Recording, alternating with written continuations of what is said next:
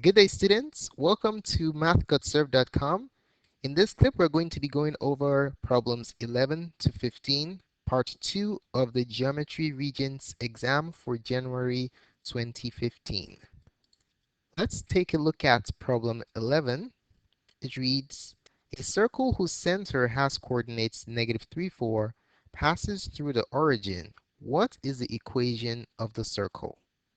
One thing you want to note is that when you're using the equation of a circle in center radius or standard form, you want to insert these coordinate values as they are directly. Do not take the opposite before you insert them. That's one big mistake that students often make. Now the steps we're going to take are as follows. First of all, we're going to write down the equation of a circle in center radius form for safety reasons, and then we will identify the values of the variables that we're going to substitute, and then we'll plug them in. All right, let's start with this is a solution.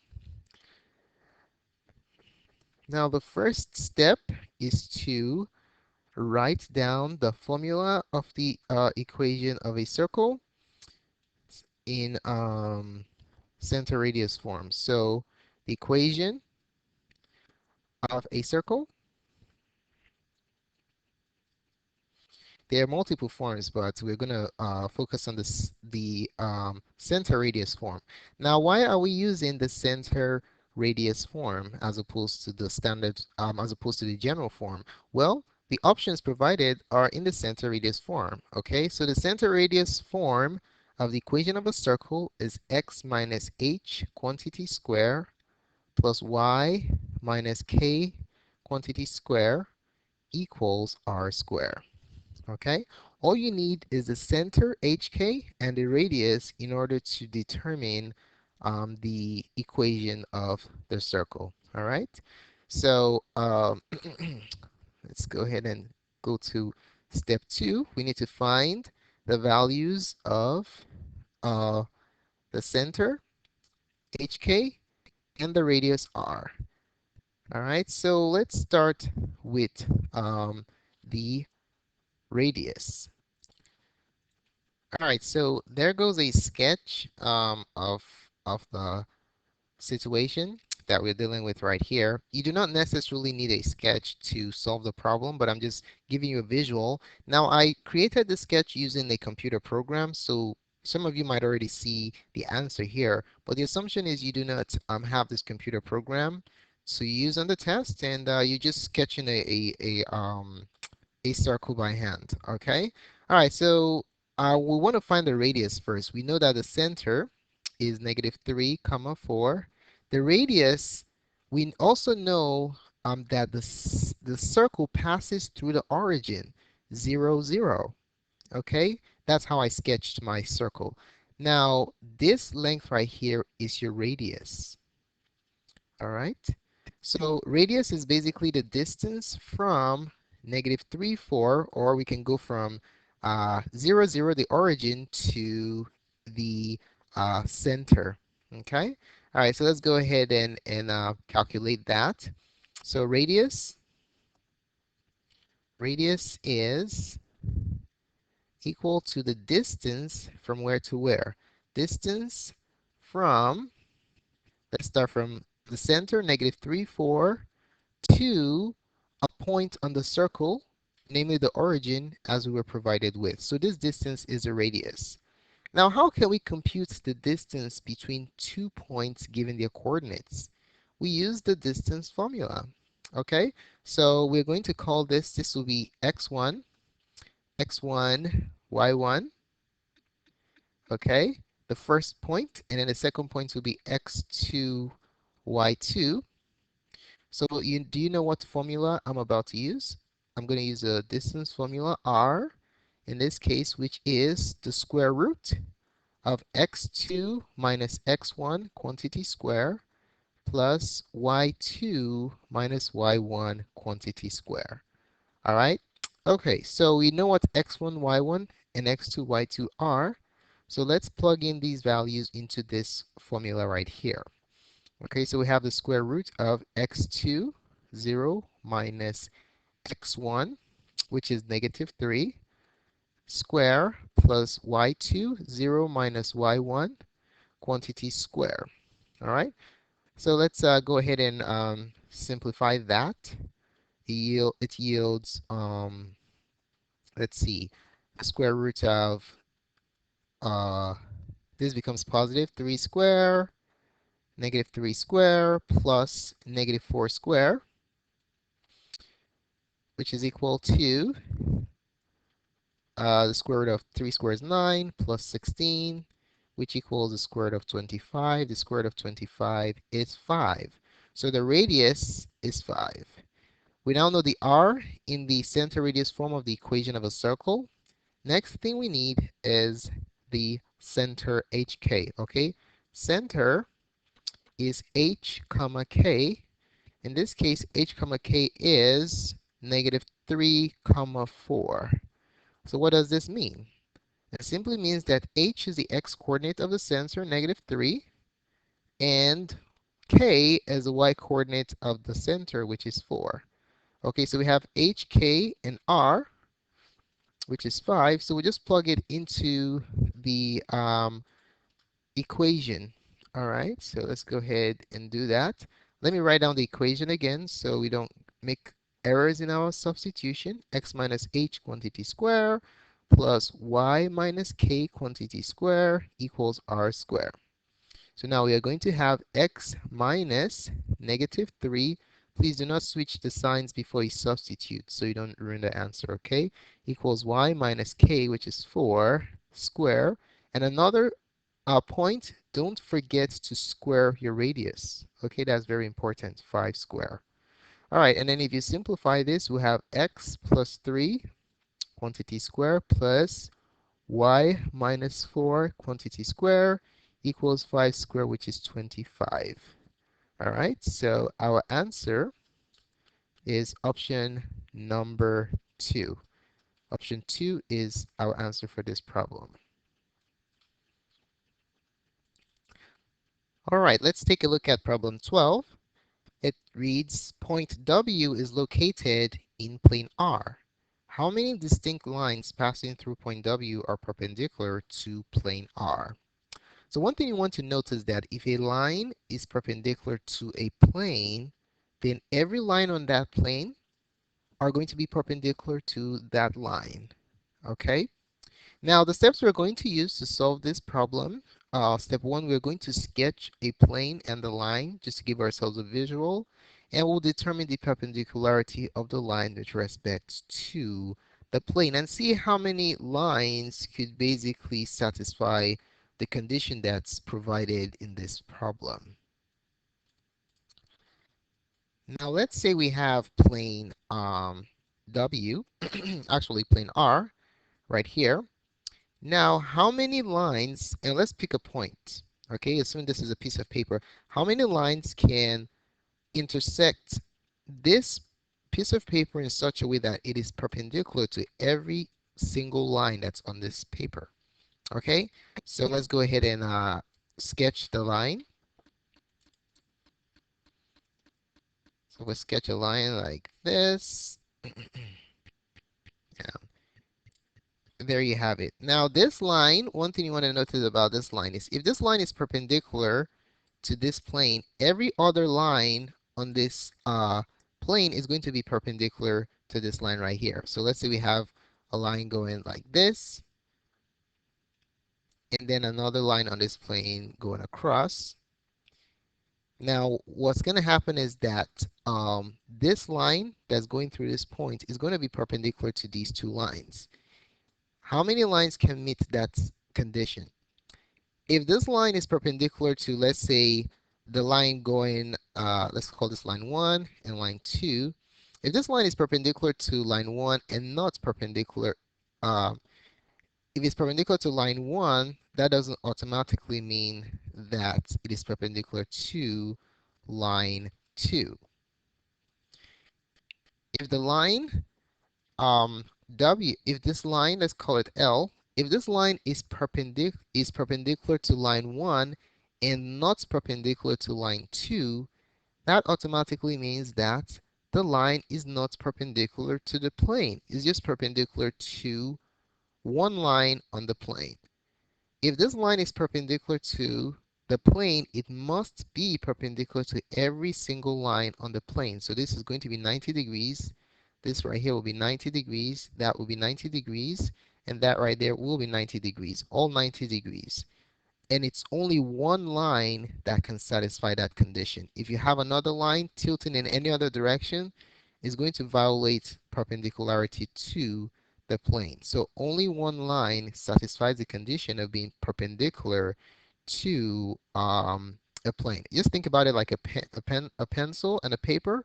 You can have exactly one pencil perpendicular to every point at the point where the tip of the pencil meets the paper at 90-degree angle. All right, so our answer here is option number 1. All right, let's take a look at problem 13. It says in the diagram below, line L is parallel to line M and line W is a transversal. Okay, so we have it right here. We have L and M are parallel to each other, and W is a transversal. Um, if measure of angle 2 is equal to 3x plus 17 and measure of angle 3 is 5x minus 21, what is the measure of angle 1? Now, one thing you want to note in this problem is that if you have parallel lines, so let's put the arrows here, parallel lines cut by a transversal, corresponding angles are congruent. Okay, what on earth does that mean? Corresponding angles, angle 2 and angle 1 are corresponding angles. They're congruent. And this angle right here and angle 3 are corresponding angles. They're congruent. This angle right here and this angle right here are corresponding angles and they are congruent. Okay, so you want to keep that in mind. Corresponding angles are congruent. Same side interior angles are supplementary. Okay, so that's something to keep in mind. All right, so the steps we're going to use to solve this problem, first of all, we're going to set up an equation that relates angle 2 and angle 3, and that can help us solve for x. After solving for x, we are going to use that x value to determine the value of angle 2. Then we'll use angle 2 to solve for angle 1. All right? So let's go ahead and start with the first part. Let's write down our solution. Step number 1, we're going to set up an equation that relates angle 2 and angle 3. All right, so take a look at this situation right here. The measure of angle 2 plus the measure of angle 3 is equal to 180 degrees. Now, can you see why that's the case? How do we know that the measure of angle 2 plus the measure of angle 3 is equal to 180? Well, we know that because they form a linear pair. Okay, they are supplementary. So the reason is because they are a linear pair. Okay, angle on a straight line is 180. So two of them add up to 180. Now we have an equation that relates both of them. To solve for x, we're going to carry out a substitution. Measure of angle 2 is 3x plus 17. Measure of angle 3 is 5x minus 21. So we are going to substitute those values into our equation here. So instead of angle 2, we'll substitute its value, 3x plus 17 plus measure of angle 3, which is 5x minus 21 equals 180. All right, and this is by substitution. All right, now we have now reduced a geometry problem into an algebra problem. So let's go ahead and solve this using the properties of equality.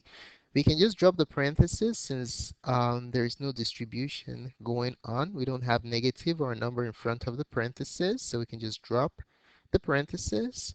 Let's combine like terms. 3x plus 5x are like terms. Combine them, that yields 8x. And then we can combine positive 17 and negative 21. Subtract and keep the sign of the bigger. You have negative 4 equals 180. All right, using the properties of equality. And now let's get x by itself. We will add 4 to both sides of the equation. That yields 8x is equal to 184. And then to finish it off, we'll divide both sides by 8. And then that yields x is equal to 23. Okay, so let's look at the options. You notice there's a 23. Is that our answer? Absolutely not. Okay, that's a trap right there. So you want to be careful. You want to always solve the problem completely because some students might stop halfway and they see an answer that matches the answer they have, and then they select it. Okay, we're just in step one. Actually, we're just in step one. We just found the value of x. The problem doesn't ask for x. It asks for the measure of angle 1. All right? So we have to do more work. We're going to advance to step 2, which involves using the value of x to solve for the measure of angle 2. We know from the problem is given to us that the measure of angle 2 is equal to 3x plus 17, right? So just by substitution, we know that the measure of angle 2 is going to be 3 times 23 plus 17. If we work that out, 3 times 23 is 69 plus 17, which equals 86 degrees.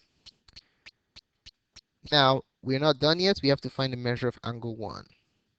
Now, angle 1 and angle 2 are corresponding angles. Corresponding angles of parallel lines cut by a transversal are congruent. So what can we say? We can say that uh, the measure of angle 1 is equal to the measure of angle 2. Why? Let's write down the reason. Because the corresponding angles of parallel lines cut by a transversal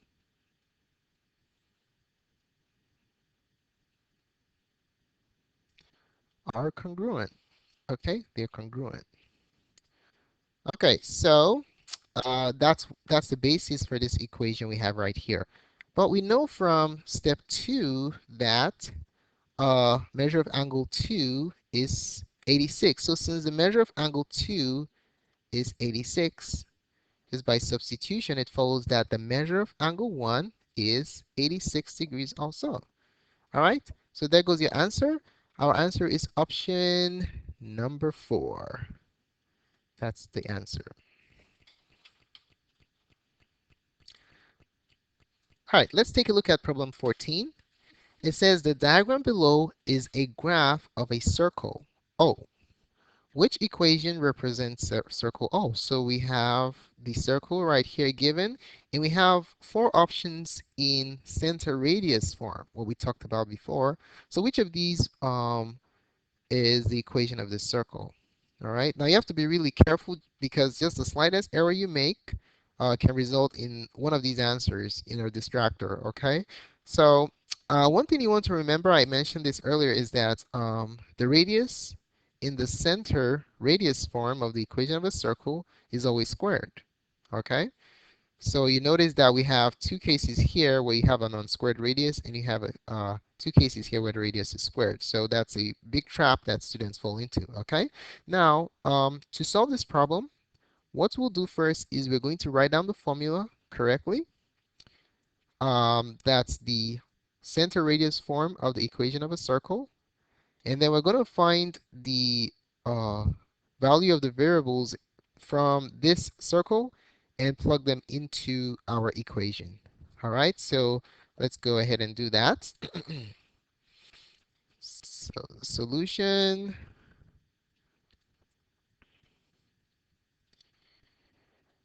step number 1, let's write down the equation. So equation of a circle is given by x minus h. Well, you know what, let me do this. So we're going to write it like this. X minus h quantity squared plus y minus k quantity squared equals the radius squared. Okay? The reason I color coded this is because the values that are in red are what I am going to be substituting. Okay, those are the things I'm going to be substituting. So basically, I need the center and the radius. That's all I need to extract from this circle. All right. So the center, you just count from the center to the x and the y. So 1, 2, 3, 4, 5. That's right there. That's the x coordinate of the center. And then the y coordinate of the center, 1, 2, 3, -3. Please, please, please be careful with your signs, all right? So -5, -3 is the center of this circle. Let's go ahead and write that down. So step 2, we're finding the values of the variables that we're going to be substituting in. So center is hk. So the x coordinate is 5 and the y coordinate is -3. So that means that h is 5 and k is -3. Please do not switch signs when you're doing this problem. Just take it as it is and plug it into the formula. You should be fine. Okay, now we have the center. Now, what's an easy way to find the radius graphically? We just simply want to draw a good radius that gives us the exact value of the length from the center to the extremity. So if I drew a radius like this, is that a good radius? The answer is no, because I can't count how many units from here to here. That's terrible, right? So how about I draw something like that? Is that good? It certainly is, because you can easily count the number of units for a radius. So going from here to here, that's our radius. So it's 1, 2, 3, 4. Our radius equals 4. Okay? So let's write that down. The radius r is equal to 4. So that's all we need, right? H, K, and R. So we now write the equation of our circle. X minus h, x minus 5, square plus y minus k, y minus, be careful with the negative here, don't drop it, minus 3, quantity square equals r square. Please do not forget to square your radius. All right. So let's simplify that. We're going to have x minus 5 quantity square plus y minus times minus is plus 3 quantity square equals 16. Okay. All right. Let's see what's the correct answer. Where am I? Oh, there you go. So x minus 5 plus x minus 5 plus y plus 3 quantity square equal. Oh, option number 3. That's our correct answer. So answer is option number 3. All right, let's take a look at problem number 15. It says, an isosceles trapezoid QRST shown below, isosceles trapezoid QRST, QR and TS are bases. If the measure of angle Q is equal to 5x plus 3 and the measure of angle R is 7x minus 15, what is the measure of angle Q? So one thing you want to note is that the base angles of isosceles trapezoids are congruent. Now, what is an isosceles trapezoid? An isosceles trapezoid is a trapezoid with one pair of congruent sides. So QT is congruent to uh, RS. Okay, so that's what makes it an isosceles trapezoid. So um, a trapezoid has at least one pair of parallel sides. We can clearly see that TS is parallel to QR. So we have a situation here where these two angles are supplementary. These two angles are supplementary. And if we extend the line, we're going to see that this angle right here is congruent to this angle right here. Okay, so let's go ahead and sketch our congruent angles. So base angles are congruent. This angle right here is congruent to this angle. And this angle right here, angle T, angle T is congruent to angle S. This is always the case with isosceles trapezoids. These are base angles, okay? All right, now we also know that angle Q is 5x plus 3 and angle R is 7x minus 15. Now these are the steps we're going to use. First of all, we're going to set up an equation that relates angle Q and angle R. Then we'll use it to solve for x. And then lastly, we'll use the x value we determined to find what the measure of angle Q is. Okay? All right, so let's go ahead and get started. Our solution. Now, first of all, let's set up an equation. As stated earlier, we know that the measure of angle Q is equal to the measure of angle R. Okay? How do we know that? They're base angles of an isosceles trapezoid. So base, let's change that. These are base angles of an isosceles trapezoid. That's the reason there, base angles of an isosceles trapezoid. Isosceles trapezoid. All right, now we have our equation. Let's substitute the value of measure of angle x and measure of angle r, measure of angle q and measure of angle r, sorry. So measure of angle q is 5x plus 3. Measure of angle r is 7x minus 15. Okay. Now step 2, we're going to solve this equation for x. Solve it for x. So this is now an algebra problem.